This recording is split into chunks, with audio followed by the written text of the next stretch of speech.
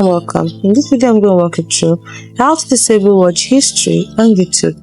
What you will do is open up your YouTube app, tap on the UI icon at the bottom, then scroll down all the way. You can see there's no option for that, so tap on the icon at the top right corner, go down to your data in YouTube, tap on your data in YouTube.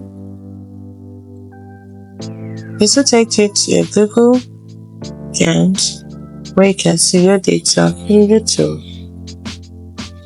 So scroll down, you'll see your YouTube watch history. Right now it is on, so tap on it.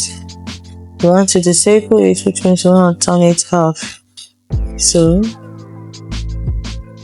next you're gonna see YouTube history on, just simply tap on turn off. Then tap on pause. Confirm that tap on pause. It's as simple as that. Now, you won't save any new YouTube history. Now, if you want to turn it back on, show the same process. Just simply tap on turn on. It's as simple as that.